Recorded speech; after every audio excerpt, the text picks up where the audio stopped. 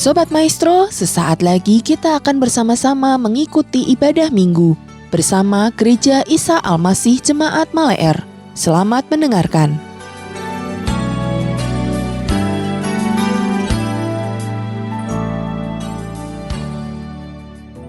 Shalom Bapak Ibu Saudara yang dikasihi Tuhan. Selamat bertemu kembali dalam ibadah di Gereja Isa Al-Masih Maleer. Hari ini mari kita mau sama-sama bawa hati kita di hadapan Tuhan. Kita mau sama-sama katakan bahwa Tuhan kita adalah Tuhan yang baik. Tuhan Yesus sungguh amat sangat baik bagi kita. Amin. Haleluya. Mari kita mau bawa hati kita sama Tuhan. Yesus, Kau sungguh baik. Yesus, namamu indah. Yesus, ku cinta Kau selalu. Ku tinggi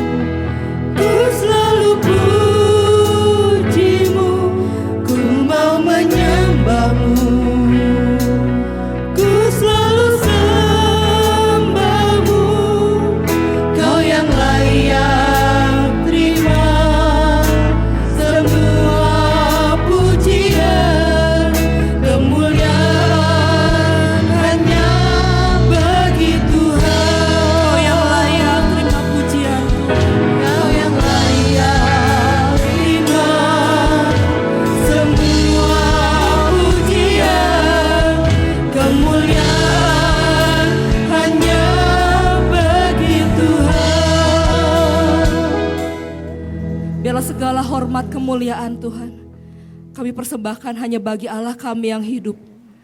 Terima kasih Tuhan buat waktu ini, buat hari ini, buat kesempatan kami boleh kembali memuji dan meninggikan nama Tuhan. Kami percaya Engkau hadir di tengah-tengah kami Tuhan pada saat ini ya Bapa. Dan kami mau bawa hati kami Tuhan di hadapan Engkau Tuhan. Kami percaya Roh Kudus-Mu Tuhan akan sungguh bekerja Tuhan di tengah-tengah kami. Melawat setiap hati yang rindu Tuhan. Kami percaya ada satu hal yang besar yang Tuhan nyatakan pada saat ini Tuhan.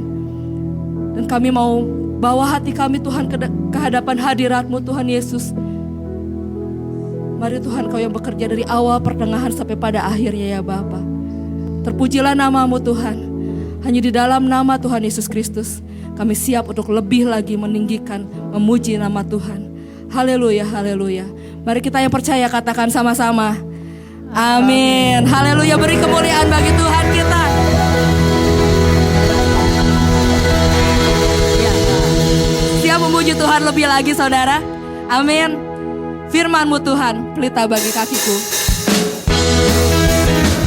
Sama-sama tepuk tangan di hadapan Tuhan.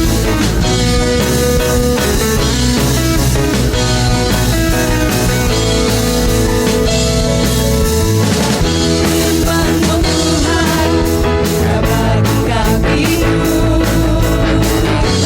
Janji-Mu, terang bagi jalan-jalanku. Kebenaran-Mu setiap hari. Ku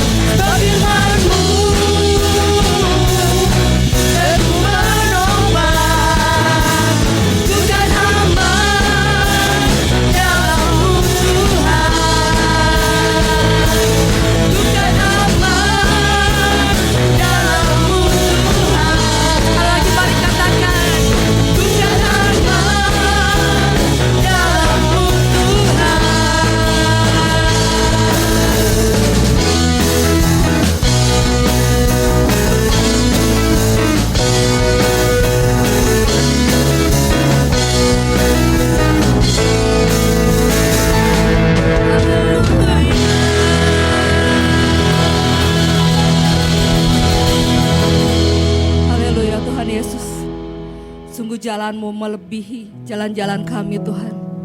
Rancangan-Mu melebihi setiap rancangan kami ya Bapa. Setiap kami yang ada di tempat ini Tuhan, kami rindu. Biar sungguh hanya kehendak-Mu yang boleh jadi dalam hidup kami Tuhan. Karena sesungguhnya kami ini milik Tuhan. Kami ada di hatinya Tuhan. Kami ada di pikirannya Tuhan. Haleluya Yesus. Mari kita mau sama-sama naikkan pujian ini. Haleluya Yesus.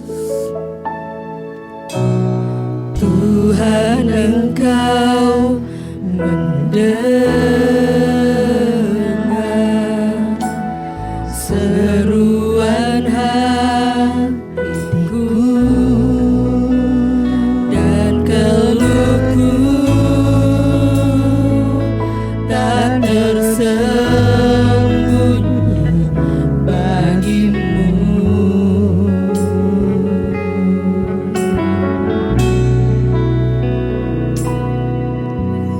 Dalam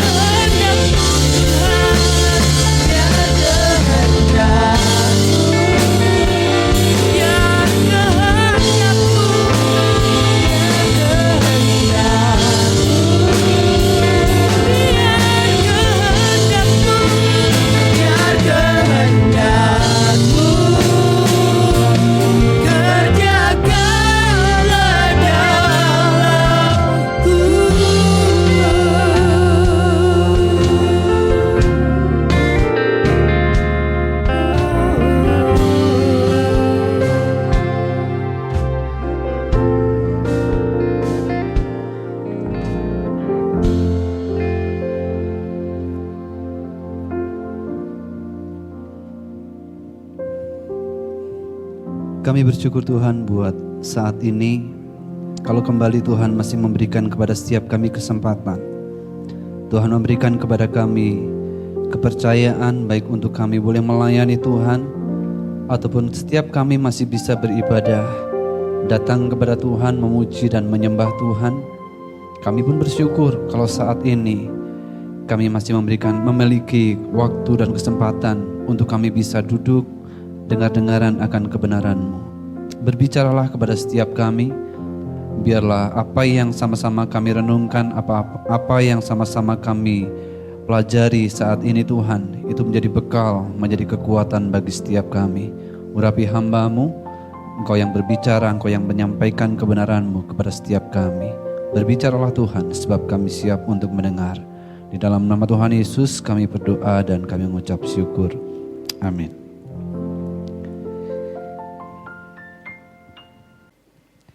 Iya, kita bersyukur bahwa hari ini kita bisa kembali beribadah kepada Tuhan. Kita bisa sama-sama memuji dan menyembah Tuhan, dan bersyukur juga kalau saat ini kita masih memiliki kesempatan untuk kita bisa merenungkan sebagian daripada firman Tuhan. Nah, kalau Bapak Ibu masih ingat bahwa sepanjang bulan ini kita sementara belajar tentang satu tema, yaitu disappointed with God. Tentang rasa kecewa kepada Tuhan. Nah, kalau kita berbicara tentang rasa kecewa, saya percaya bahwa hampir setiap orang pernah mengalaminya. Ada orang yang mungkin kecewa terhadap dirinya sendiri. Ada orang-orang yang kecewa terhadap orang-orang yang ada di sekitarnya. Bahkan mungkin sekali ada orang-orang yang juga kecewa kepada Tuhan. Bahkan mungkin saja salah satu orang yang kecewa terhadap Tuhan, itu adalah kita. Nah, langsung saja saya rindu mengajak kita bersama-sama membuka dalam Yesaya pasal yang ke-55 ayat 8 dan ayat yang ke-9. Yesaya pasal yang ke-55 ayat 8 dan ayat yang ke-9. Firman Tuhan berkata begini. Sebab rancanganku bukanlah rancanganmu, dan jalanmu bukanlah jalanku. Demikianlah firman Tuhan. Seperti tingginya langit dari bumi, demikianlah tingginya jalanku dari jalanmu, dan rancanganku dari rancanganmu. Nah, Bapak Ibu, anak saya yang pertama, Aaron, dia tipe anak yang kalau dia punya sesuatu, dia punya kemauan, dia punya harapan, dia punya keinginan, maka dia itu tipe anak yang akan selalu menanyakannya. Baru 2 menit yang lalu bertanya, mungkin sebentar lagi dia akan bertanya. Dia akan selalu nanya. Apa yang menjadi keinginannya, apa yang menjadi harapannya, apa yang menjadi rencananya, dia akan terus tanyakan sama orang tuanya. Dan saya tahu dia sedang berharap sebuah konfirmasi yang pasti dari kami para orang tuanya. Nah, ketika dia berharap sesuatu dan kemudian dia punya planning bahwa apa yang dia harapkan itu dia akan dapatkan sesuai dengan waktunya dia. Dan ketika apa yang dia harapkan itu enggak kesampaian, ketika apa yang dia inginkan itu dia enggak dapat, maka yang terjadi adalah begini. Dia akan menangis dan kemudian dia akan berlari masuk ke kamarnya. Nah, Bapak Ibu, seberapa banyak di antara kita yang seringkali juga mungkin berlaku tak ubahnya seperti Aaron gitu ya. Aaron masih 6 tahun. Nah, kadang kita juga mungkin berlaku sama. Ketika kita berharap sesuatu, ketika kita menginginkan sesuatu dan kita tidak dapat apa yang kita mau.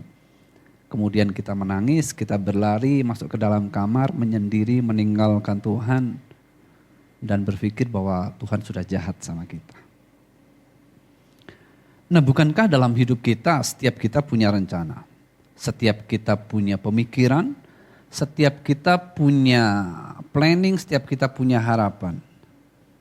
Tidak ada yang salah dengan itu semua. Dan tentu saja setiap orang menginginkan bahwa apa yang kita mau itu menjadi sebuah kenyataan. Karena kita selalu berpikir bahwa apa yang kita pikirkan, apa yang kita mau, itu yang terbaik buat hidupnya kita. Tetapi kemudian yang menjadi persoalan adalah begini. Ketika apa yang kita harapkan, apa yang kita rencanakan, apa yang kita inginkan, itu kemudian tidak menjadi kenyataan. Maka timbullah yang namanya rasa kecewa. Akibatnya kita menjadi kecewa sama Tuhan, kita marah sama Tuhan, kita mulai berasumsi dan berprasangka kepada Tuhan, kita berpikir, kita menganggap bahwa seolah-olah Tuhan sudah melakukan sesuatu yang jahat, sudah bertindak sesuatu yang tidak patut kepada kita. Nah, ketika realisasi yang tidak sesuai dengan ekspektasi kita, kenyataan yang tidak sesuai dengan harapan kita, seringkali itu menimbulkan kekecewaan. Nah, hari-hari ini saya nggak tahu seberapa banyak di antara kita yang mungkin sementara sedang mengalami pergumulan, sementara sedang berada dalam sebuah tekanan pressure yang cukup berat dalam hidup kita hari-hari ini. Mungkin kita sudah mengalami 1, 2, 3 tahun yang lalu, bahkan mungkin 5 tahun yang lalu. Dan pergumulan beratnya hidup kita, pergumulan kita, beban kita itu hari ini semakin bertambah dengan pandemi COVID-19 yang sampai hari ini tak kunjung selesai. Bahkan kita semua tak tahu kapan semua ini akan berakhir. Sampai hari ini banyak berita yang mengatakan soal vaksin, tapi sampai hari ini tidak pernah ada kejelasan bahwa vaksin itu telah ditemukan. Kita nggak pernah tahu kapan semua ini akan berakhir. Nah, mungkin kemudian kita berpikir begini, kalau kita tarik jauh ke belakang atau sedikit kita tarik mundur ke belakang, mungkin di akhir tahun lalu atau di awal tahun yang lalu, setiap kita sudah bikin planning, kita bikin program, kita bikin rencana yang kita mau buat di tahun ini. Tetapi dengan situasi yang terjadi dalam 3 bulan terakhir ini, kita melihat bahwa semuanya jadi berantakan. Semuanya jadi kacau. Apa yang kita planning, apa yang kita rencanakan, apa yang kita programkan, itu semuanya jadi kacau. Dalam banyak hal kita mengalami semuanya seolah-olah kemudian menjadi kacau. Dalam hidup kita punya mimpi yang besar, kita punya harapan yang besar. Dalam pergumulan kita punya keinginan bahwa Tuhan akan menolong dan menyelamatkan kita. Tapi faktanya mungkin hari ini kita merasa bahwa tangan Tuhan itu tetap tidak turun untuk menolong kita. Kita sudah berdoa dengan sungguh-sungguh kepada Tuhan, tapi rasanya sampai hari ini Tuhan tak menunjukkan tanda-tanda bahwa Dia akan menjawab doa kita. Nah, Bapak Ibu Saudara, inilah yang terjadi terhadap umat Allah Israel ketika mereka ada dalam pembuangan di Babel. Mereka berdoa, mereka berharap bahwa Allah akan segera membawa mereka kembali ke tanah perjanjian, kembali ke negeri asal mereka. Bukankah hidup sebagai orang buangan itu tidak akan pernah menyenangkan? Inilah yang dialami orang-orang Israel sementara mereka ada dalam pembuangan di Babel. Hidup sebagai orang buangan, maka satu-satunya hal yang paling besar yang diharapkan adalah segera keluar dari masa pembuangan itu dan kembali ke negerinya sendiri. Itu yang diharapkan orang-orang Israel. Karena hidup sebagai orang buangan itu tak pernah menyenangkan. Pertanyaannya adalah begini. Lalu mengapa Tuhan tidak menjawab doa orang-orang Israel dan dengan segera kemudian membawa mereka keluar dari pembuangan di Babel dan membawa mereka kembali ke tanah perjanjian? Yesaya pasal 55 tadi berkata begini kan. Sebab rancanganku bukanlah rancanganmu dan jalanmu bukanlah jalanku. Seperti tingginya langit dari bumi, demikianlah tingginya rancanganku dari rancanganmu dan jalanmu dari jalanku. Firman Tuhan sedang memberitahukan kepada kita begini, bahwa Allah itu punya rencana, Allah itu punya jalan atas setiap kehidupan kita, atas umatnya. Nah, kalau kemudian orang-orang Israel itu terbuang ke Babel, itu lebih karena dosa dan kejahatan mereka di mata Allah. Yesaya pasal pertama, Bapak Ibu bisa buka dan kemudian atau catat dan kemudian nanti boleh baca di rumah. Yesaya pasal pertama ayat 2 sampai ayat yang keempat, bahkan di ayat 15 dan seterusnya dikatakan bahwa mereka itu bangsa yang memberontak, mereka meninggalkan Tuhan, mereka menista Tuhan yang Maha Kudus, mereka berpaling dan berbalik atau membelakangi Allah. Itu yang mereka lakukan. Mereka melakukan segala sesuatu yang jahat. Bahkan di ayat 16 dikatakan tangan mereka itu penuh dengan darah. Artinya semua yang mereka lakukan itu adalah hal-hal yang jahat di mata Allah. Ironisnya ayat 11 mengatakan bahwa mereka masih datang beribadah dan mempersembahkan korban kepada Allah. Teguran, rasa marah, kekecewaan Allah, rasa kesal Allah kepada umat Israel sampai Tuhan kemudian membandingkan mereka dengan lembu dan keledai. Tuhan berkata begini, lembu dan keledai itu jauh lebih baik dibandingkan orang Israel. Karena lembu dan keledai itu mengenal siapa Tuannya, tetapi umat Israel tidak kenal siapa Allahnya. Bukan hanya dosa dan kejahatan yang mereka lakukan, tetapi juga karena mereka tidak tahu apa yang benar dalam pemikiran, dalam pandangan, apa yang benar menurut Allah. Karena yang mereka pakai adalah kebenaran menurut pemikiran mereka sendiri. Nah, sekarang kita mulai mengerti mengapa kemudian Tuhan berkata bahwa rancanganku bukanlah rancanganmu, jalanmu bukanlah jalanku. Seperti tingginya langit dari bumi. Beda banget cara berpikir Allah. Beda banget jalan-jalannya Tuhan dengan jalan kita. Beda banget imajinasi Allah dengan imajinasi kita. Beda banget pikiran Tuhan dengan pikiran kita. Seperti tingginya langit dari bumi. Beda banget. Ketika dikatakan bahwa rancangan itu kan begini. Rencana, pikiran, imajinasi, pekerjaan. Jadi apa yang Tuhan lakukan, apa yang Tuhan pikirkan, apa yang Tuhan kerjakan, apa yang Tuhan imajinasikan tentang hidup umatnya, itu beda banget dengan apa yang umat Allah sendiri pikirkan. Apa yang orang Israel rencanakan, apa yang orang Israel imajinasikan, apa yang orang Israel lakukan, semuanya berbanding terbalik dengan apa yang Tuhan pikirkan dan Tuhan lakukan. Ketika Yesaya berkata jalanmu itu bukan jalan Tuhan, dia sedang mengatakan begini, bahwa apa yang orang Israel lakukan, jalan hidup mereka, tujuan mereka, perilaku mereka, cara hidup mereka itu berbeda dengan apa yang Tuhan mau. Makanya dikatakan seperti tingginya langit dari bumi. Beda banget. Tidak sedikit orang yang kemudian menjadi gagal untuk bisa memahami apa yang menjadi rencana Allah.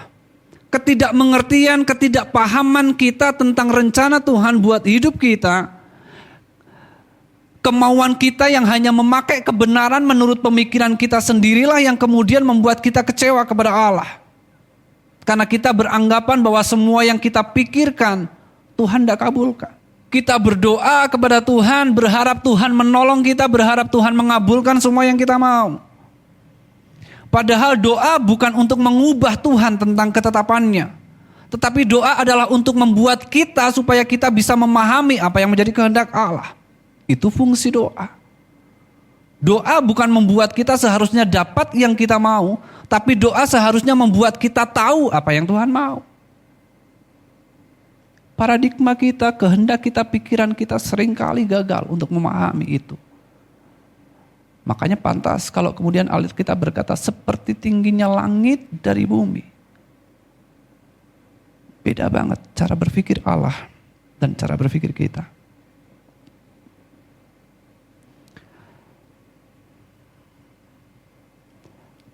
Kalau mungkin hari-hari ini kita sudah bergumul dengan banyak situasi keadaan dalam pergumulan hidup kita. Mungkin kita sudah berdoa dengan sungguh-sungguh. Bahkan kita sudah berdoa puasa, tapi rasanya Tuhan tidak menjawab doa kita. Maka dua hal. Pertama, izinkan saya untuk berkata begini. Introspeksi diri kita. Selidiki diri kita. Kita belajar dari orang-orang Israel pada waktu itu. Jangan-jangan apa yang kita alami hari ini, itu adalah akibat dari apa yang kita lakukan dalam hidup kita. Jangan-jangan apa yang kita alami hari ini itu adalah buah dari benih yang kita tanam.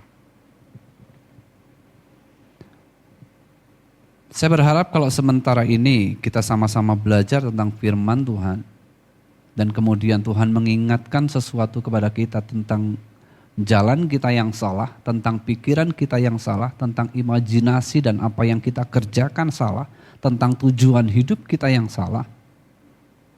Kalau sementara kita mendengar ini dan kemudian Tuhan berbicara,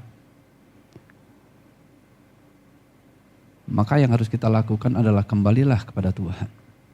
Yesaya pasal 55 ayat 6 berkata, carilah Tuhan selama ia berkenan ditemui, berserulah kepadanya selagi ia dekat. Dikatakan bahwa dia akan mengasihaninya dan kepada Allah kita, sebab ia memberikan pengampunan dengan limpahnya. Jadi ketika kita berdoa, kita berharap sesuatu dan Tuhan tidak kabulkan apa yang kita mau. Hal pertama yang harus kita lakukan, cek ulang, introspeksi diri, periksa diri kita. Jangan-jangan ada dosa, ada kesalahan yang kita lakukan dalam hidup kita, sehingga apa yang kita alami hari ini itu adalah buah dari benih dosa atau kejahatan yang kita tanam. Nah, yang kedua, saya mau bagikan begini. Kalau kemudian kita berdoa kepada Tuhan, dan kemudian Tuhan tidak jawab doa kita, percayalah bahwa Tuhan itu punya rencana yang terbaik buat kita. Tuhan punya planning yang lebih baik. Yesaya berkata bahwa rancangan Tuhan, rencana Tuhan, jalan Tuhan, itu menggambarkan bahwa Tuhan punya planning buat hidup kita. Sejak dari awal, bahkan sebelum Tuhan membentuk manusia, Tuhan sudah punya planning, Tuhan sudah punya rencana, Tuhan sudah punya imajinasi buat manusia. Kegagalan manusia untuk memahami rencana Allah, sampai kemudian manusia jatuh dalam dosa, itulah akibatnya.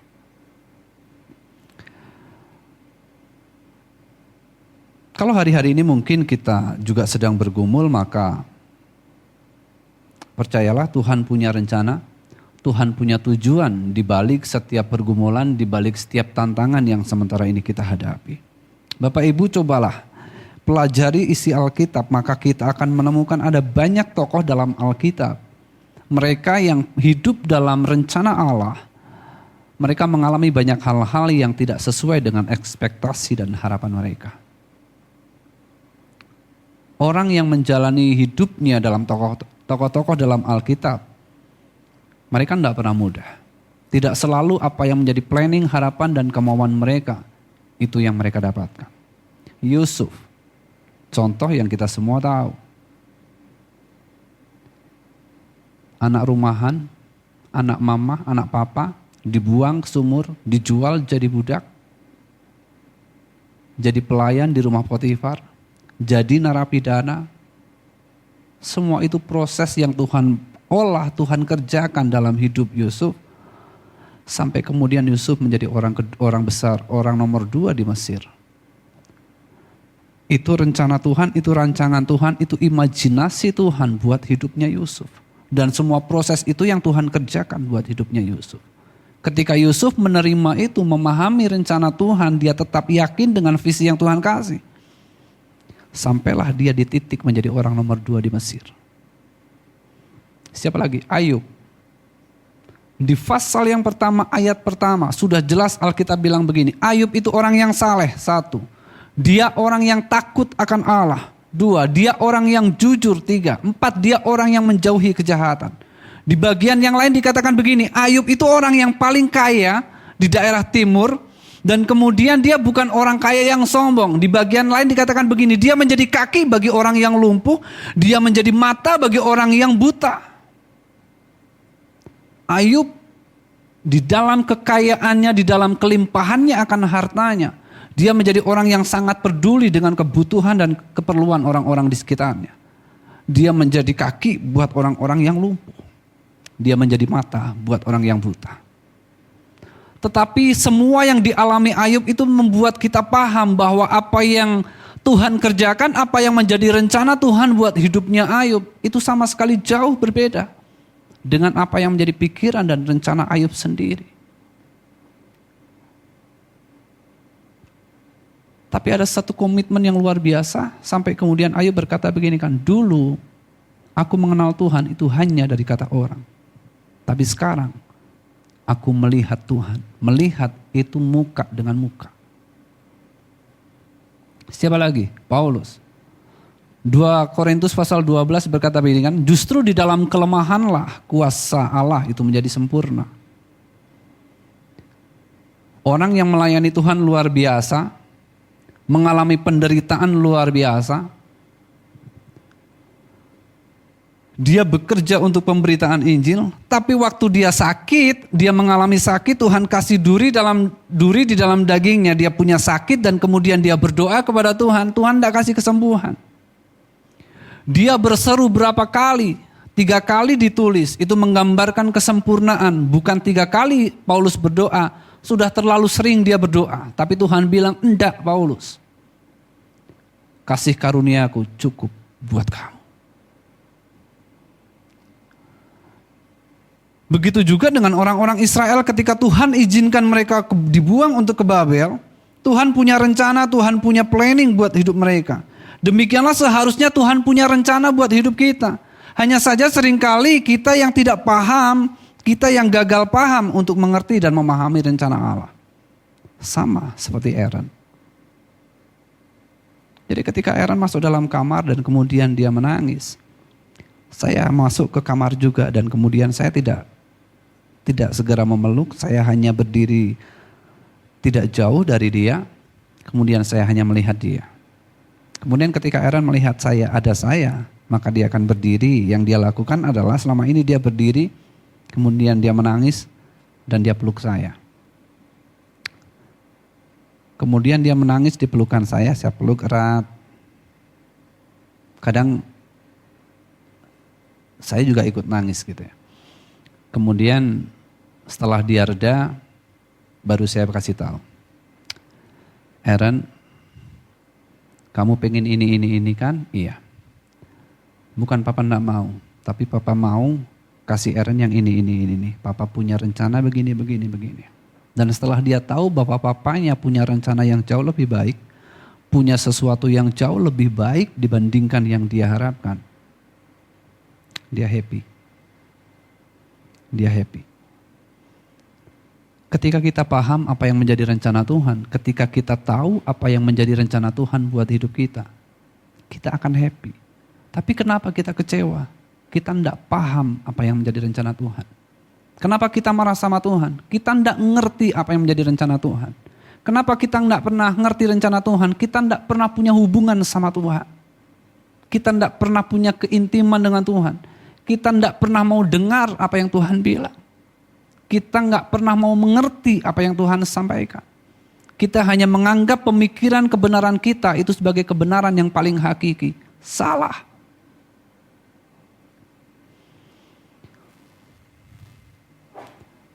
Bahkan Tuhan Yesus sendiri begini.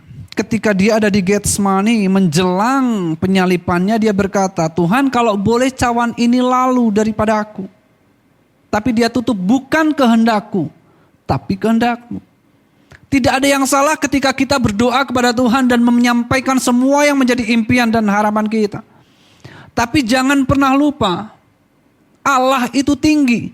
Dia lebih mulia, dia lebih luhur, dia lebih bijaksana, dia lebih tahu dari apa yang kita pikirkan. Sehebat-hebatnya kita, sejeli-jelinya mata kita memandang, mata kita tidak pernah bisa memandang lebih dari 1 kilometer. Tapi Tuhan bisa memandang hidup kita sampai ujung jalan hidup kita. Lalu atas dasar apa dan apa alasannya kita tidak mau mempercayakan hidup kita kepada Allah? Bagaimana mungkin kita menganggap bahwa apa yang kita tahu itu sebagai sesuatu yang benar? Padahal untuk 5 menit ke depan pun kita tidak pernah tahu apa yang akan terjadi. Marilah kita mulai belajar untuk kita bisa mengerti rencana Allah. Kita belajar bukan untuk menuntut Tuhan, untuk Tuhan mengerti maunya kita. Tapi belajarlah untuk mengerti rencana Tuhan. Belajar seperti Kristus yang memberikan teladan buat kita. Menyelaraskan kehendaknya dengan kehendak Allah. Sakit. Jadi Bapak Ibu percayalah. ketika doa kita tidak dikabulkan, itu Tuhan pasti punya sesuatu yang jauh lebih besar di ujung sana. Kalau Tuhan gak menjawab doa kita seperti yang kita inginkan, bukan berarti Tuhan tidak peduli dan Tuhan tidak mengasihi kita. Dan terkadang bukan Tuhan gak jawab doa kita, hanya saja belum waktunya.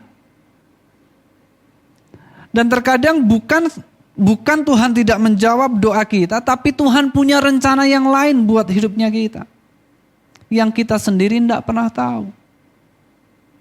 Kita tahu semua ilustrasi tentang orang merajut. Ketika dilihat dari belakang tidak ada bagus-bagusnya sama sekali. Tapi begitu semuanya dibalik, kita akan melihat sebuah keindahan yang luar biasa. Ada satu kisah Billy Graham, Bapak Ibu semua pasti tahu. Tapi Ruth Graham, istrinya, seberapa banyak kita yang tahu. Nah, konon katanya sebelum Ruth ini menikah dengan Billy Graham, dia sempat berdoa kepada Tuhan, mendoakan beberapa laki-laki yang dia tuh suka banget.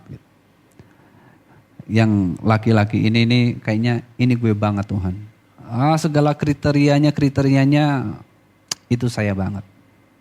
Dia doakan dengan luar biasa, tapi semuanya gagal. Dia berpikir bahwa Tuhan jahat. Sampai kemudian dia ketemulah dan menikah dengan Billy Graham. Dan kemudian dia bilang begini, seandainya saya dulu menikah dengan laki-laki yang lain itu, saya tahu bahwa saya sudah menyimpang dari rencana Tuhan.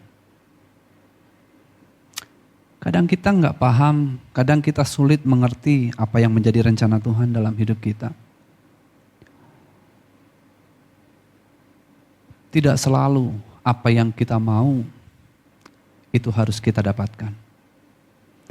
Tidak selalu apa yang kita mau itu harus menjadi kenyataan. Beri waktu untuk kita bisa memahami apa yang menjadi rencana Tuhan. Karena rencana Tuhan itu baik adanya. Paulus berkata bahwa Allah turut bekerja dalam segala sesuatu untuk mendatangkan kebaikan. Bagi siapa? Bagi orang yang mengasihi Dia. Jadi saya berharap bahwa mulai hari ini tidak ada lagi di antara kita yang menjadi orang-orang yang menjadi kecewa dan marah kepada Tuhan oleh karena doa kita yang tak Tuhan kabulkan. Tidak ada lagi di antara kita yang menjadi undur dari Tuhan karena keinginan kita yang tak Tuhan izinkan untuk menjadi kenyataan. Percayalah, Dia punya rencana yang jelas buat hidup kita. Percayalah, Tuhan punya imajinasi, punya tujuan, punya cara, punya pekerjaan, punya planning yang jauh lebih indah dari semua yang kita pikirkan. Karena pikiran kita itu beda banget dengan pikiran Allah. Seperti tingginya langit dari bumi. Amin. Bapak Ibu Saudara, setelah kita sama-sama beribadah dan berbakti kepada Tuhan, terimalah berkat yang daripada Tuhan. Tuhan memberkati dan melindungi engkau. Tuhan menyinari engkau dengan wajah-Nya dan memberikan engkau kasih karunia. Tuhan menghadapkan wajah-Nya kepadamu dan memberikan engkau damai sejahtera. Kiranya kasih yang kekal dari Allah Bapa, anugerah yang sempurna di dalam nama Tuhan Yesus, serta persekutuan Allah Roh Kudus, itu menyertai jalan hidup kita mulai hari ini sampai selama-lamanya. Dan biarlah saat ini dan selama-lamanya Tuhan yang memberkati bakul tempat nasimu, Tuhan yang memberkati ladang pekerjaanmu, Tuhan memberkati segala sesuatu yang engkau kerjakan, baik ketika engkau ada di dalam rumah maupun di luar rumah, ketika engkau berjalan kaki ataupun berkendara, ada pagar pelindungan, penyertaan, berkat Tuhan, anugerah Tuhan melimpah bagi kita sekalian, pemeliharaannya sempurna bagi kita. Hanya di dalam nama Tuhan Yesus kami berdoa dan kami mengucap syukur. Kita sama-sama katakan amin. Demikianlah Bapak Ibu Saudara, ibadah kita hari ini. Kami tetap mengundang sidang jemaat untuk dapat mengikuti ibadah online ini, baik melalui Radio Maestro 92,5 FM setiap hari Minggu pukul 12.30 atau melalui channel GIA Maleer di youtube.com.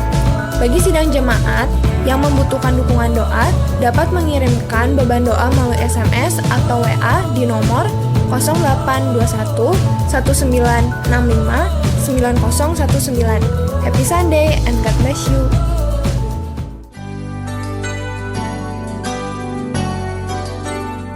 Sobat Maestro, Anda baru saja mendengarkan ibadah minggu bersama Gereja Isa Almasih Jemaat Maleer. Terima kasih atas kebersamaan Anda. Selamat hari Minggu dan Tuhan memberkati.